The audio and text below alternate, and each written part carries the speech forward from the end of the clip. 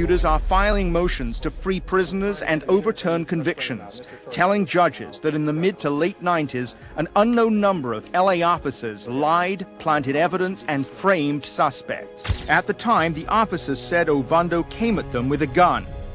Perez has since admitted Ovando was unarmed, and that he and his partner, Nino Durden, planted a gun on Ovando after they shot him.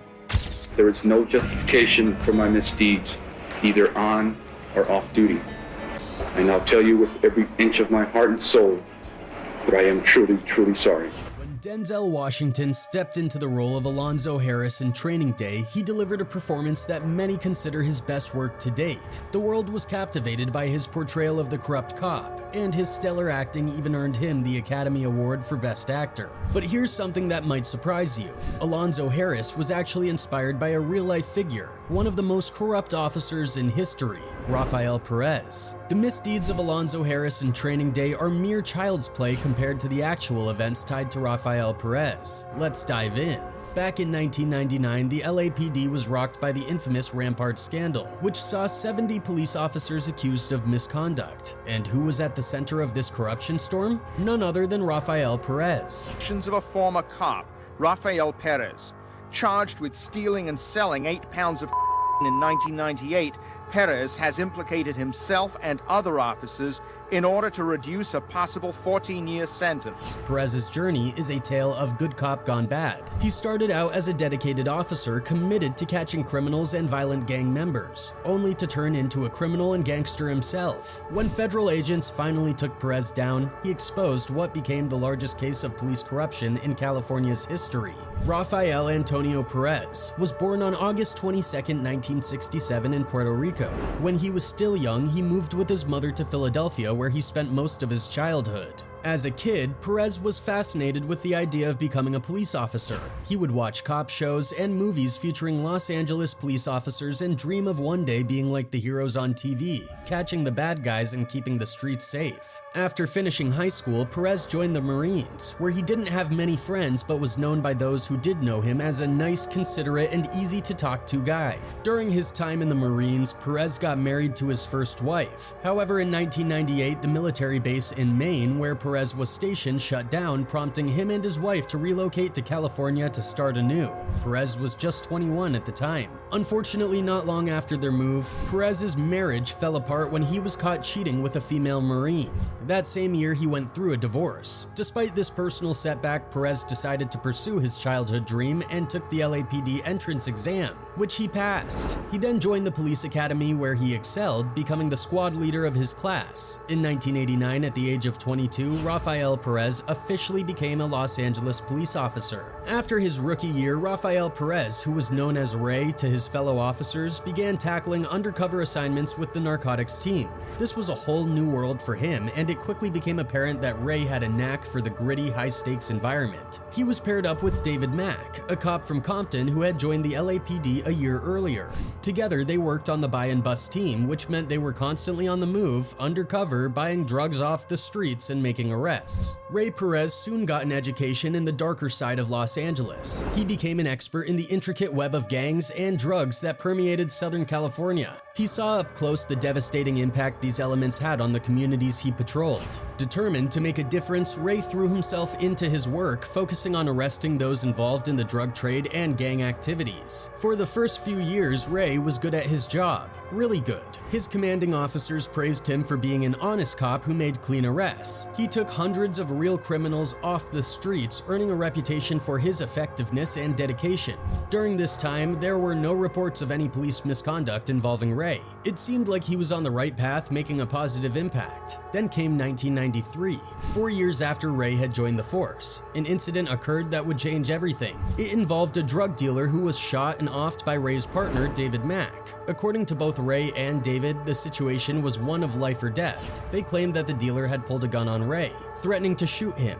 In response, David acted swiftly, shooting the dealer first and saving Ray's life. But witnesses had a different version of events. They said the dealer was unarmed. According to their accounts, the dealer was shot once when he approached the police car. After being shot, he tried to run and was then shot again in the back, which ultimately him. This stark contrast in stories created a lot of tension and raised many questions. Despite the conflicting testimonies, both Ray and David stuck to their story. They denied any wrongdoing, and an internal investigation concluded that their actions were justified. The department cleared them of any misconduct. In fact, David Mack was even awarded an LAPD Medal for Heroism, credited with saving Ray's life during the incident. In 1995, after several years of stellar police work cleaning up the streets, Rafael Perez received a prestigious assignment. He was selected for the Rampart Anti-Gang Crash Unit, an elite undercover narcotics division, with the acronym CRASH standing for Community Resources Against Street Hoodlums. This special unit had a very clear mission: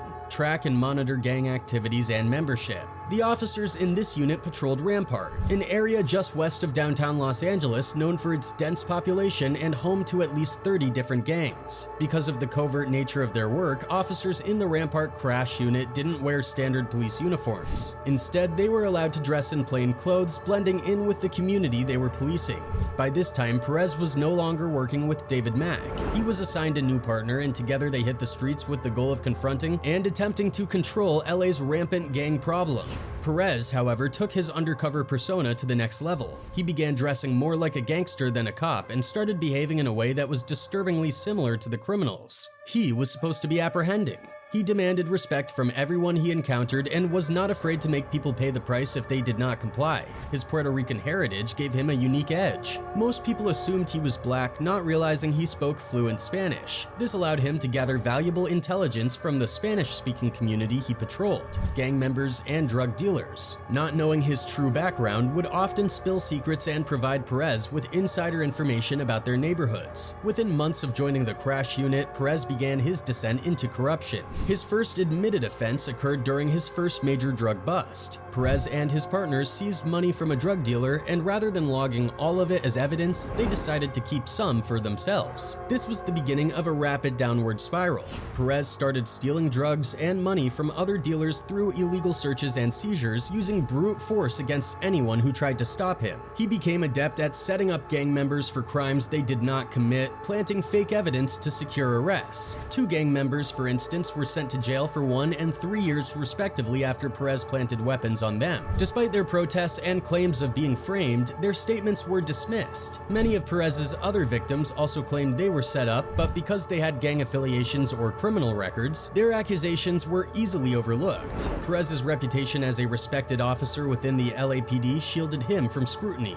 His arrests were never questioned, and everyone he falsely accused ended up being found guilty and sent to jail. With the money he raked in from his illegal activities, Rafael Perez was able to live quite the lavish lifestyle. He remarried and settled into a beautiful home in Los Angeles with his wife and daughter. His neighbors couldn't help but notice his frequent purchases of new cars and fancy home furnishings. Perez's ill-gotten gains funded his high-end living, which included dealing stolen narcotics. He had a whole operation going. He'd steal drugs from dealers, then pass them off to his girlfriends to sell on the streets. But after years of swiping from street dealers, Perez wanted a bigger slice of the pie. He began stealing evidence right from the police lockers. At first, he took small amounts of but soon he was snatching up pounds of the stuff and replacing it with flour or Bisquick mix to cover his tracks. While he was building his criminal empire, Perez stayed in touch with his old partner David Mack. The two remained close, and it was Mack who introduced Perez to Suge Knight, the CEO of Death Row Records. Suge was looking for off-duty police officers to beef up his security team, and Perez fit the bill perfectly.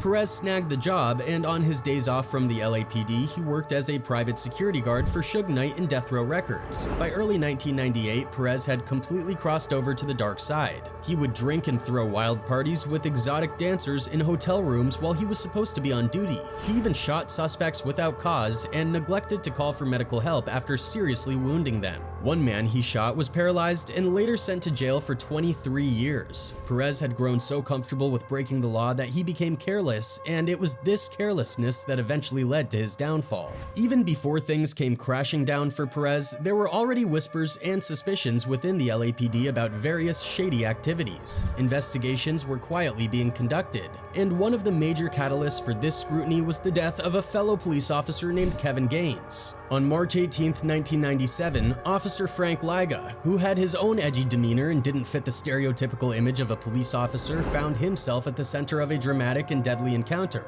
Liga was an undercover officer in the narcotics division, and on this particular day he was coming back from a stakeout that had just been called off. As he stopped at a red light on Ventura Boulevard, a green SUV pulled up next to him blaring rap music. Liga glanced over and saw the driver, an African-American man with a shaved head who stared back at him. Liga rolled his window down and asked if there was a problem. The man in the SUV responded in a hostile manner, and Liga, based on his training and experience, pegged him as a gang member. In my opinion, in my training experience, this guy had "I'm a gang member" written all over him, Liga later recalled. The man in the SUV challenged Liga to pull over and settle things. Liga agreed but didn't follow through, which enraged the other driver. The man weaved through traffic to catch up with Liga, and the tension escalated. Liga radioed for backup, but help was not immediately available. As the situation grew more intense, both men reached for their guns. Liga saw the other driver's weapon and shot him, then urgently radioed, "I just shot this guy, I need help, get up here."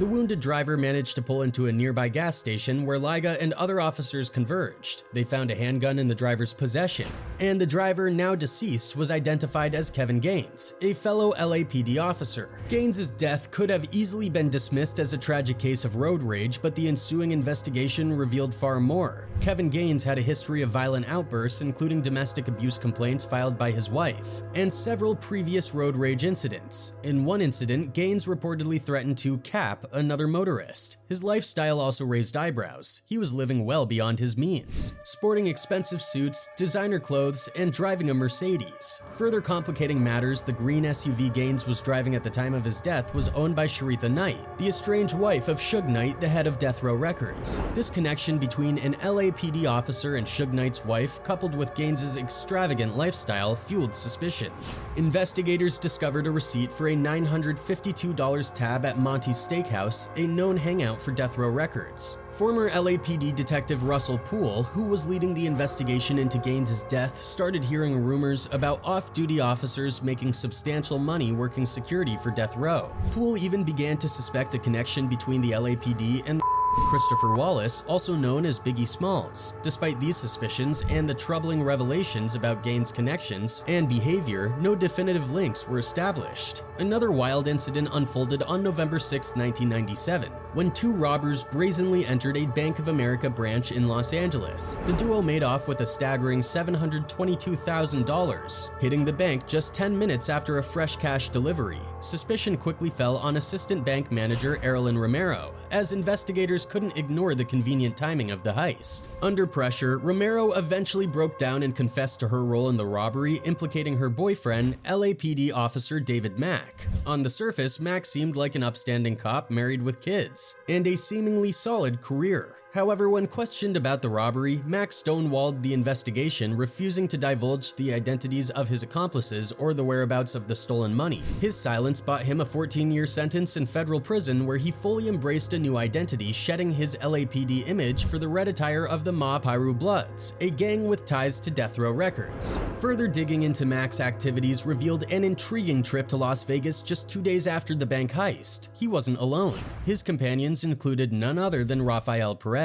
This connection would eventually lead to the unraveling of a massive corruption scandal within the LAPD.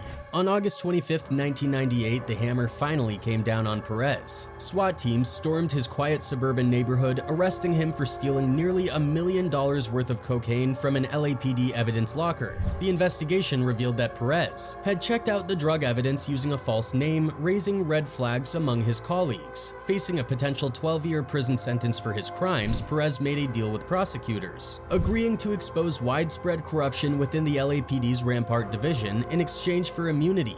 Over the course of 35 grueling interviews, Perez spilled the beans on an array of shocking misconduct. He detailed how officers planted evidence to secure convictions, used excessive force during arrests, fabricated alibis for each other, and intimidated witnesses who dared to speak out against their actions. He even recounted instances where police officers plotted to suspects. Perez's confessions were so extensive that they filed a staggering 4,500 pages of testimony transcripts. However, the most jaw-dropping revelation centered on Javier Ovando, a gang member who had been shot 3 times and paralyzed by Perez and his partner during a stakeout. Perez admitted to planting a weapon on Ovando after the shooting and lying in court, claiming that Ovando had attacked them. The most dramatic case to come to light is that of Javier Francisco Ovando. He spent nearly 3 years in prison before prosecutors discovered he'd been framed. The chilling details of the Ovando case were particularly harrowing. Perez and his partner Nino Durden had stumbled upon Ovando and a few others using an abandoned building for shelter. After questioning Ovando's friends and letting them go, they left Ovando alone with the 2 officers. Without any provocation, Durden shot the unarmed, handcuffed Ovando. To justify the shooting, they planted a firearm at the scene. Ovando survived the brutal attack, but his ordeal was far from over. In court, Perez and Durden fabricated a story that painted Ovando as a gang assassin sent to off them, claiming they shot him in self-defense. With limited English and no way to effectively defend himself, Ovando's proclamations of innocence fell on deaf ears. Perez's perjury led to Ovando receiving a 23-year prison sentence for felony assault against a police officer. At the time, the officers said Ovando came at them with a gun. Perez has since admitted Ovando was unarmed, and that he and his partner Nino Durden planted a gun on Ovando after they shot him.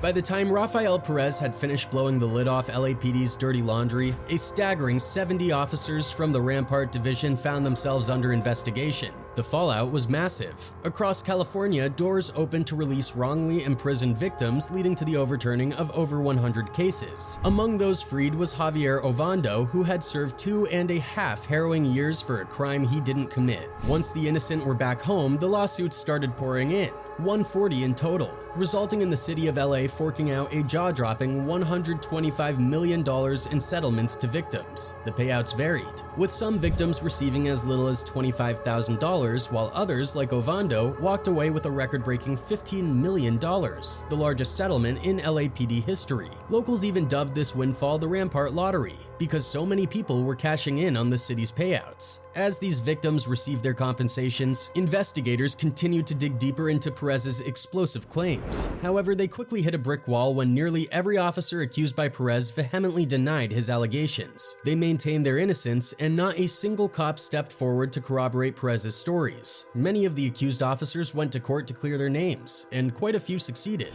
Out of the 70 officers Perez implicated, only 9 faced prosecution, and 24 either resigned or were fired. Interestingly, Perez never mentioned his former partner David Mack in his confessions. Perez also kept mum on several crucial topics, including the murder of Christopher Wallace, the notorious B.I.G., the earlier bank robbery, and any direct ties to Death Row Records. His reluctance to address these points and some inconsistencies in his stories cast a shadow over his credibility. One thing that was clear, though, was Suge Knight's practice of hiring off-duty cops for security, a detail that painted a murky picture of potential connections. Perez had links to other crash officers like Kevin Gaines and David Mack, suggesting there might be more beneath the surface, but investigators couldn't pin down definitive proof. After Perez's bombshell revelations, the entire Crash, Community Resources Against Street Hoodlums task force was disbanded. From then on, all gang officers were required to wear standard police uniforms. The US government also stepped in with the Department of Justice overseeing and monitoring LAPD activities for 5 years. During his trial, prosecutors painted Perez as a rogue cop with ties to an LA Blood gang,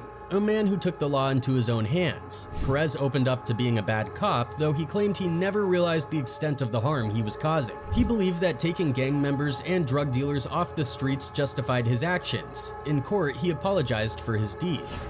There is no justification for my misdeeds, either on or off duty. I now tell you with every inch of my heart and soul that I am truly, truly sorry. In 2001, at just 33 years old, Perez was released from prison after serving 3 years of a 5-year sentence for stealing from a police evidence locker. Later that same year, he pleaded guilty to the shooting of Javier Ovando and was handed a 5-year federal prison sentence. After serving 2 years, he was released and placed on parole. Thanks to his role in exposing the Rampart Division's corruption, Perez received full immunity for all other crimes he had committed as a police officer. Today, the Rampart Division bears little resemblance to its 2001 self. The police station has relocated to a new building, and officials claim the division has undergone a complete transformation both internally and externally. While some people agree that the LAPD has made significant strides since the scandal, many believe there is still plenty of work to be done.